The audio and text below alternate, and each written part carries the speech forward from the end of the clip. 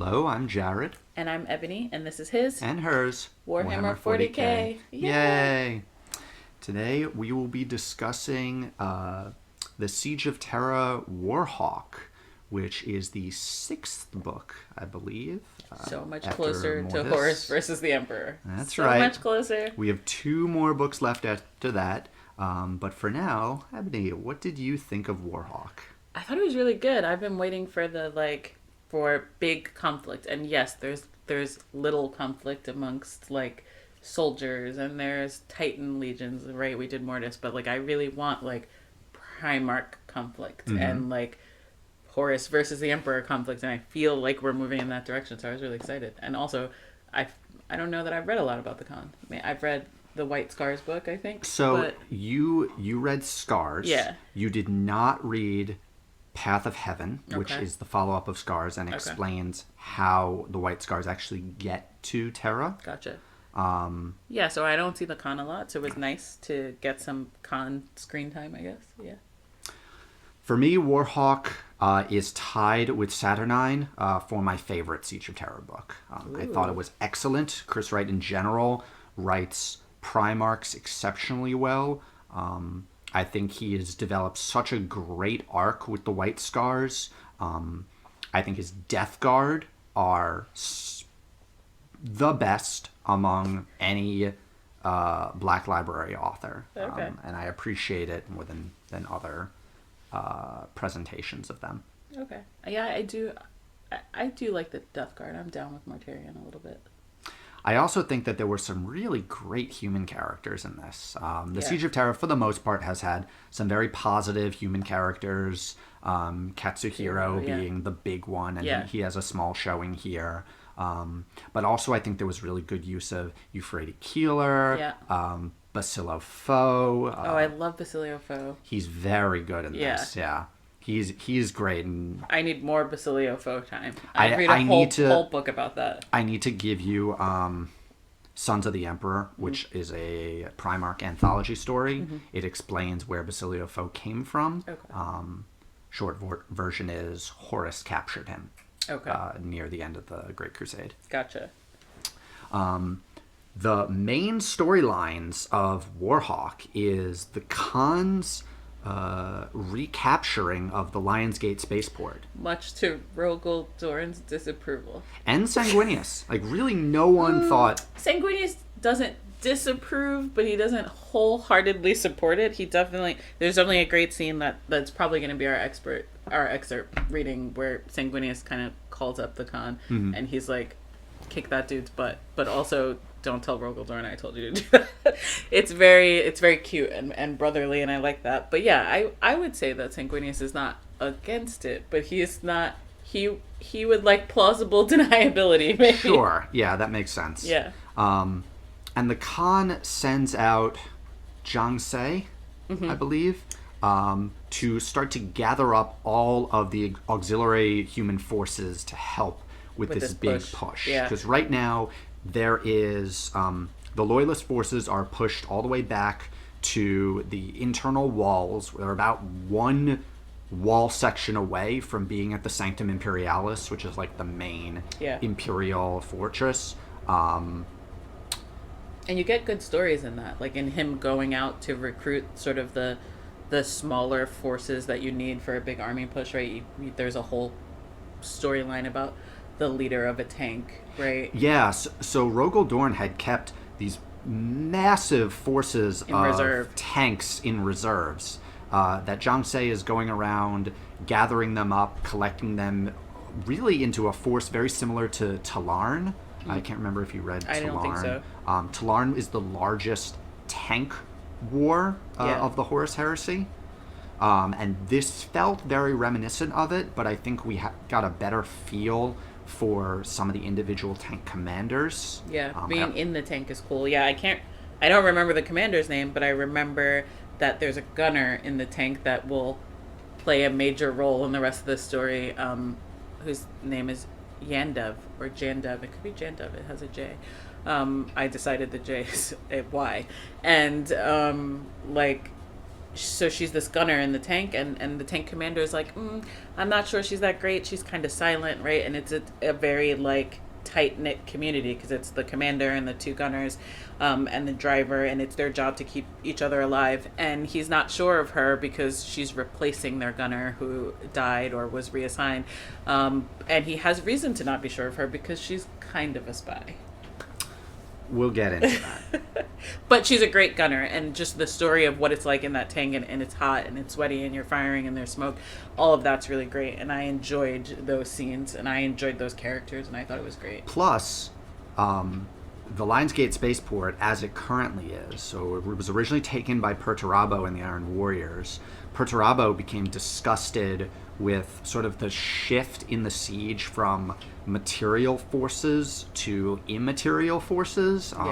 The sort of impact of chaos, the corruption of the warp. You have this sort of Nurgle-esque malaise that's taken over the defenders. There was a lot of that in Mortis, right? There was a lot of reporting on people killing themselves and killing people under their command and stuff like that. And between the Emperor's children, the Death Guard, the Word Bearers, a fair number of the Sons of Horus, you have all of this very obvious mutation and corruption going on, and Perturabo's done with it. Yeah. So he pulls back all of the Iron Warriors and just leaves. Which is kind of wild. Like, Perturabo's just like, ain't nobody got time for chaos. I'm out of here. So Mortarion and the Death Guard take over the Lionsgate Spaceport, and they get right to work making it gross, comfortable Nurgle for them. swamp. Yeah. Yeah, it's nasty, which is great. The descriptions are great. Yeah, the visual impact on Lionsgate Spaceport is this huge tower that goes into space is just kind of starting to melt like a candle. Goo. Yeah, it's great. Yeah. And so Mortarion's got full control of the spaceport, and the Khan is not about it. No. So Jung-Se, in addition to collecting all of these tank forces and gathering them up, there's this huge open span between the inner walls and the Lionsgate Spaceport that's pretty much just been pummeled to rubble. Like, this is the area that has been under constant war. Yeah. Forces of Imperial Fists and White Scars and Blood Angels are in retreat to try and pull back. Yep. And we see a lot of that.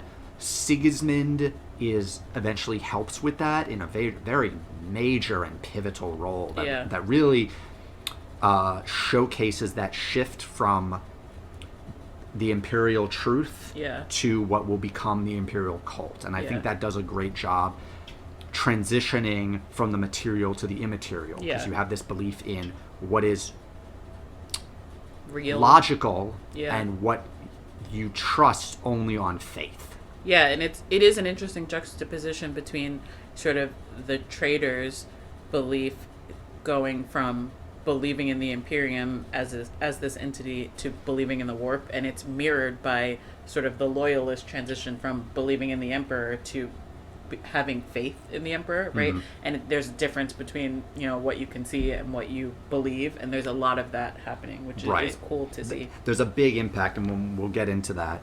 But because of this retreat and the traitor forces just filling what is an enormous area that's been devastated, the White Scars, in their push to get to the Lionsgate Spaceport, need cover because the traitors have full orbital supremacy. Yep. And in order to get this, they get one of Terra's orbital plates.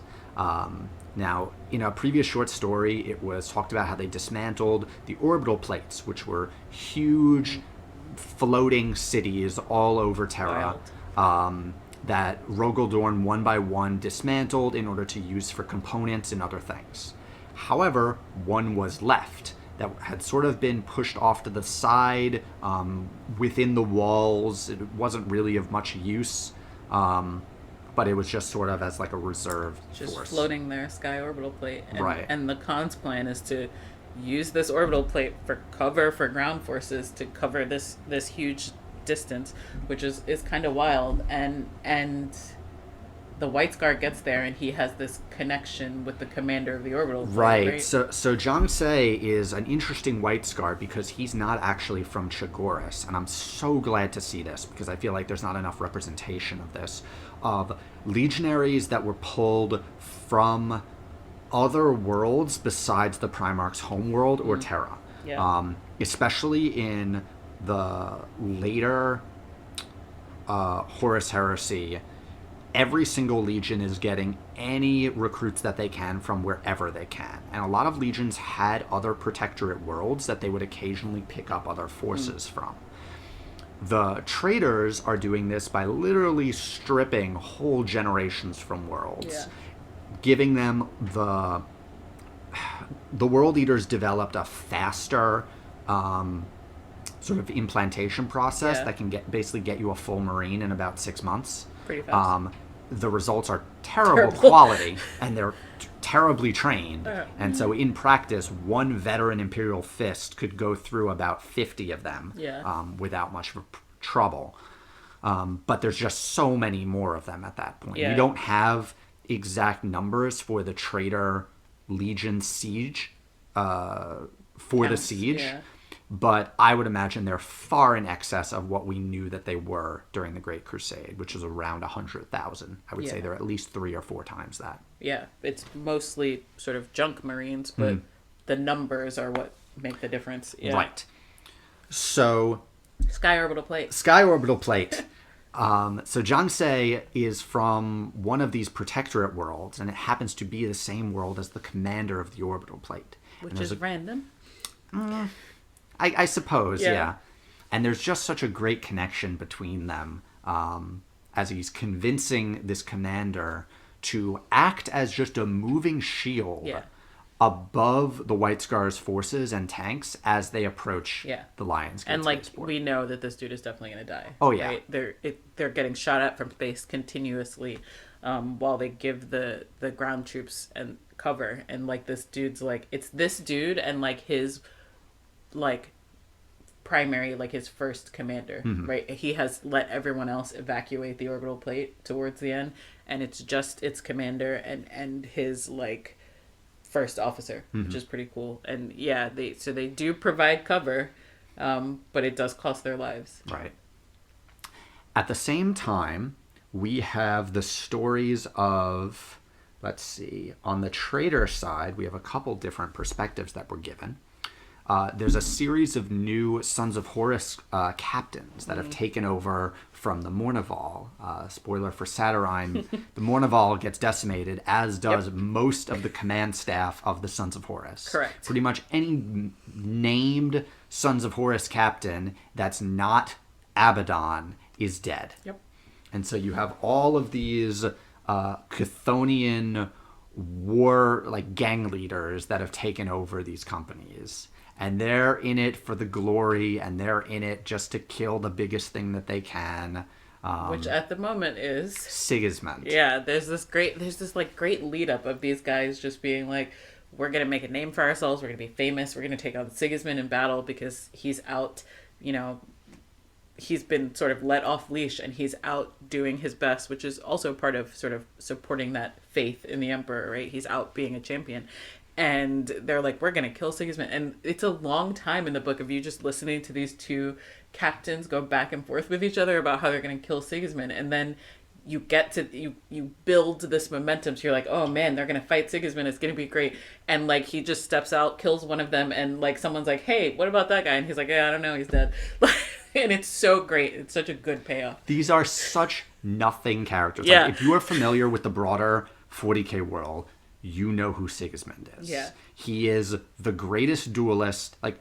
Before the Horus Heresy, Sigismund was the greatest duelist among all the legions, with very little competition. But I think that's for me, that was the sort of the great joke of the writing, because you don't know these characters, and you, maybe they're all right, but they're probably not as good as Sigismund. But, it's timed so well. It goes on so long that you start being maybe this is going to be a good fight. Maybe they're going to give Sigismund a run for his money. I don't know. Maybe that one seems untrustworthy. Oh, nope, they're dead. It's great. I thought that was great. Now, the reason all of this happened is Sigismund has been gifted the Black Blade. Again, if you're familiar with Black Templars lore, the Black Blade of Sigismund is a major relic that had been kept by the Emperor and seems to have some interesting esoteric properties to it that are not really clear, but they seem to be tied to faith in the Emperor. Something about that sort of spoke to me about, the strength of this blade is tied to like your belief in the Emperor, which during the time of the Imperial Truth is understood why this would have been kept locked away. Yeah. Through it, Sigismund just becomes this unstoppable force and is just mowing down anything that gets in his way. Great. These Sons of Horus characters that we've had perspectives on throughout the whole book don't even get a mention on Sigismund's side beyond, there's some more captains that I killed. Yeah. And that's it. And he's like running a kill counter in his helm or something. Well, so all Space Marines do have a kill counter. And he's like, I don't even know. I didn't add them to like whatever. I just killed those dudes. Like, it's so good. Now, who else in this book is famous for having a kill counter? No? No? Karn. Oh, I forgot Karn was a thing. Now, the difference is Karn never resets his kill counter. That's right.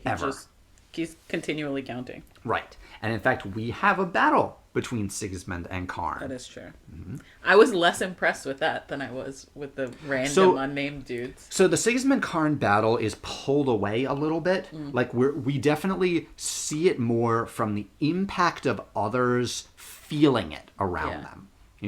At that point you have this faith from Sigismund and this raw Khorne bloodlust coming from Karn. And they used to be friends. Yes. Absolutely. Yeah. Karn at this point is just completely lost. Yeah. Sigismund cuts him down, but this will be a spoiler. Yeah. Karn is famous for continuously being brought back to life. So not gone forever. Not gone forever, no. Yeah, that's it. That's a big, I would say for maybe the 90% of people who read this book, that's a big deal. It's a big conflict that you get to see a sort of resolution of. And then there is the big conflict. The big conflict is Jakhati Khan against Mortarion. Primarch fight. But before we get into that, I just want to give a little bit of lead up. We get a view from Morag, who is Mortarion's equerry.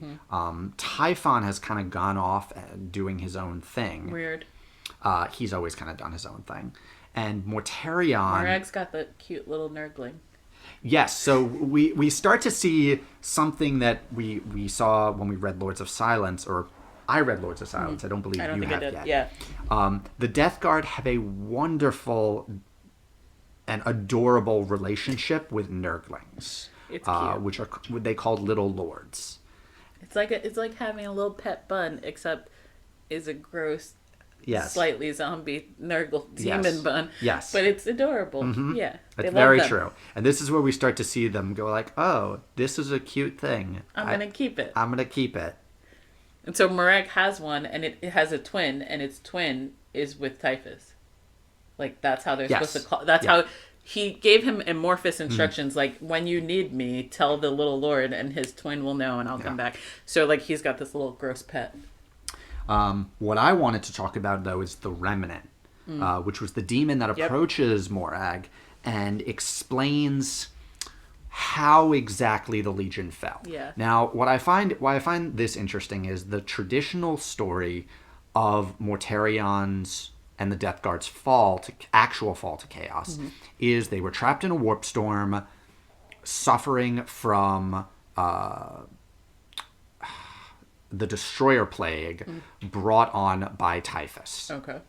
And in order to save the Legion, Mortarion has to make a deal with Nurgle in order to...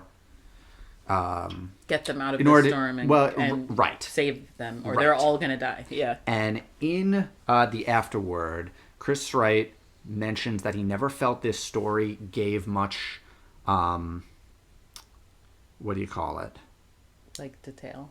No, not detail, but it never felt like it was Mortarion's choice. Like I could see that, yeah. It felt very passive. Yeah, or like there really wasn't a choice. It was either all of your sons die or you do this, which is not really a choice. Now, we see this in The Buried Dagger, which did we read? I think so. Okay. We read a lot of books. Okay. And to be honest, I hated the presentation of their fall in the Buried Dagger. Okay. What we get to see instead in Warhawk is this idea that Mortarion was more like an addict when it came to the warp and sorcery, in that he would use a little bit and then he'd purge it, and then he'd use a little more and then he'd purge it, and he couldn't really decide how he wanted to go about with it. And so he comes to the decision that in order to protect the Legion, he has to let them fall to chaos, but he can't bring himself to do it himself. And so he allows Typhus to be the one to do it. Now, some people I have been reading don't particularly like this. They consider it kind of a cop-out. I disagree. I think it gives more focus to Mortarion. It makes the decision more his choice. So I guess. Personally, I prefer it. Okay. Yeah, I'm not sure. I'm not sure for me that it matters how they fall to chaos. I feel like you don't really care about Mortarion as a character, though. Yeah, I don't. I think what I like is the idea of Nurgleness, and that there's, a Space Marine Legion of Nurgleness, Yeah, and Mortarion is not on my top list of Primarchs, for sure. You definitely need to read Lords of Silence. Okay. Even not as a book club, I need to give it to you. Okay. So, we have the White Scars finally reach the Lionsgate Spaceport. The Sky Orbital Plate's dead. The Sky Orbital Plate is dead at this point. It crashes in a wonderful scene. Yeah. And as they're fighting in, first of all the tanks have to be completely sealed because the air itself is poisonous. Nurgle. And the White Scars have fought their way up to sort of the inner sanctum of the Lionsgate Spaceport. The Khan makes his way to Mortarion. Yep. And their fight is quite interesting because Mortarion kicks the shit out of him. Yeah, he does. Quite badly. Yeah, it's bad. I remember reading and being like, oh, I don't think this is how I thought this was going to go. No. You really, people always say, oh, Demon Primarchs are not as strong and they get beaten all the time. No, they're quite strong, assuming you can keep their sort of warp tether going. Yeah. Usually to get rid of demons, you have to kill whatever thing is supplying them with power. In this case, the Khan takes this approach of just allowing himself... I don't actually know if it's allowing himself, but he's not putting his full energy into everything. Yeah, I would agree with that. And he needs Mortarion worked down just enough to where he could turn the lightning on. Yeah. When he goes full, there was a term that they were using for, his dance. Yeah, I don't remember what it's called, but yeah. Where he just moves so elegantly, and at that point, Mortarion can't land a hit on him. Yeah. And is just slow enough now, after beating him up, that the Khan can get in and slice his head off. Yeah. And you have this huge burst of warp energy, this Nurgle malaise that has been over the whole battlefield recedes. Yeah. And the Khan dies as well. Yeah. And everyone on both sides of the legions feel this. Yeah. And I love seeing this because I feel like there's not enough of it for when a Primarch really gets hurt or injured. Their legions feel it. Yeah. Yeah. The Death Guard immediately feel some level of Nurgle corruption lifted from them. Yeah, they're less Nurgly. They no longer find Nurglings cute anymore. Yeah. Marag is like, what is this thing? Right. They're slightly disgusted by around them. Yeah. They don't feel the infinite endurance that they often feel. Tired, and so they start to retreat as well. Yeah. Meanwhile, the White Scars go crazy. Yeah. They declare...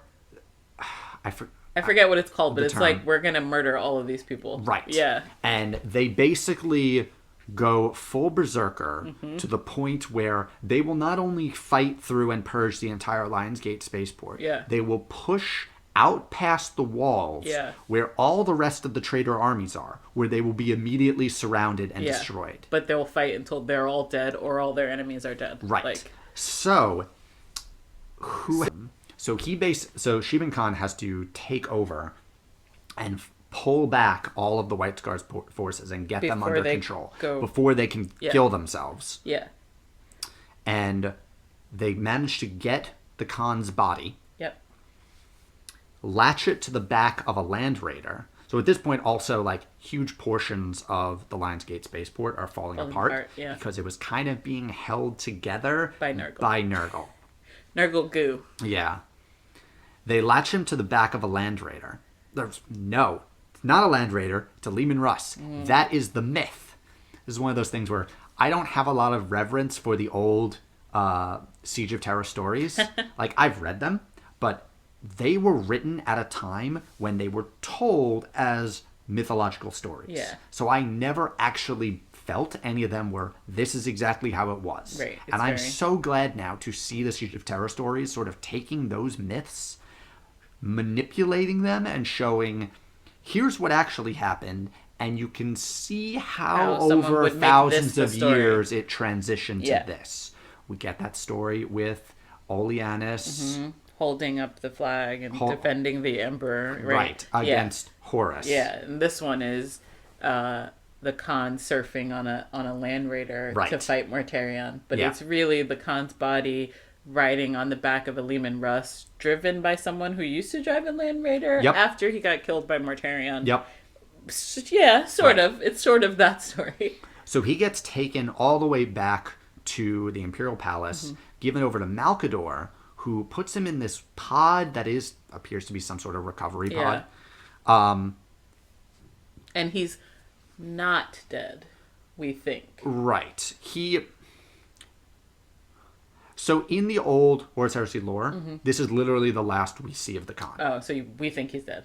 Well, it's not that we think he's dead, it's that he's never mentioned again. Okay. So they clearly needed something to take him out of the siege. Yeah. And I think that did this. Yeah. And I thought it was awesome to see, to get to see two Primarchs fight. I also thought it was cool that Sukazan is there, and he has this relationship, the Khan, with his advisor that all the White Scars call Sue, which is like mom. And like she makes her handler fly her there because she knows that the Khan is going to do something dangerous and he's probably going to get himself killed, and she wants to be there. So like, and she's like this little old lady, but she's like very stern, and she gets there and she gets to ride back with his body back to the Imperial Palace. And so it's nice to see that story. And I'm also really glad she didn't die, because the whole Siege of Terror, I just was like, this old lady's gonna get killed and I really don't want her to die. I don't know why I'm so invested in her, but like all of the White Scars love her and the Khan loves her, so I'm glad she's not dead yet. I didn't really think that she would ever die. You just think she's gonna live forever? No, but like I think she'll die of natural causes. Okay. Well, if the Khan has anything to say about it, she will die of natural causes. So there's one other storyline that we didn't really talk about. Okay. And it's the one that no one ever really likes to talk about in the Siege of Terror stories. The Perpetual Storyline. Oh, I don't care. I know. Although, I thought this was an interesting meeting, because what we get is we have sort of our group of John Grammaticus and Old Pearson, his robot, and his friends meet up with Acte and, quote, Alfarius. Now, Acte sort of is in an interesting situation where she is pro-chaos, but believes it is humanity's destiny to take control of chaos. Yeah, she's a weirdo. And there's evidence that Acte may have been Cyrene, who, if you recall from the first Heretic, was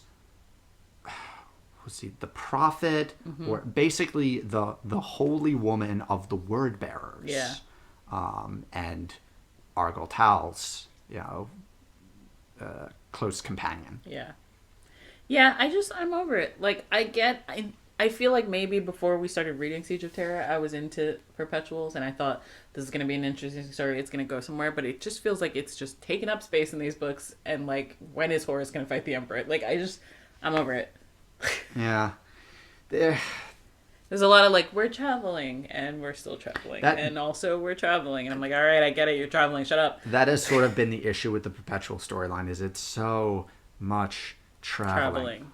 Oh, there's another piece that we didn't mention that's really important. That is Perpetual related. Okay. The Death of Urda. Oh, yeah, I also don't care. I know you care. I really cared about this because I thought Urda, was a pretty interesting character, even though she was introduced super late. Mm-hmm. Erebus goes to Urda to try and convert her. To chaosness. Which, I don't know what the fuck he was thinking with that. Yeah, like what? But he summons 4 greater demons, one from each of the gods, to kill her.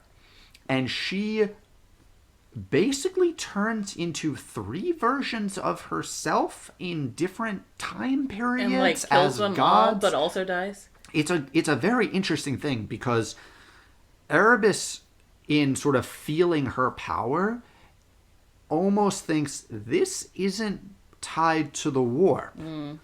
And then he's like, no, it must be tied to the warp because everything is tied to the warp. Yeah. But he's not like 100% convinced of that. And he doesn't really understand the source of her power. Yeah. I find that really interesting. In theory, it's interesting, but it kind of felt like a waste of time scene. And like this lady that you never heard of, like helped the Emperor make the world. Like, what? Get out of here. Well, I mean, why she's important is she was the one who scattered the Primarchs. Okay.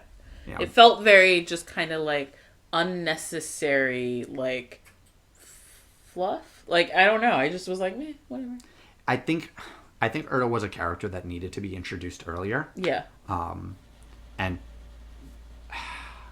I don't know. Like, I think she's a very important character that needed to exist. But it kind of felt like if the Emperor didn't exist in all of 40K, and then all of a sudden they were like, and there's an Emperor who sits on the throne and he keeps everything running. Like, you're just like, oh, I guess, sure, fine. Like, it felt very Deus Ex Machina for me.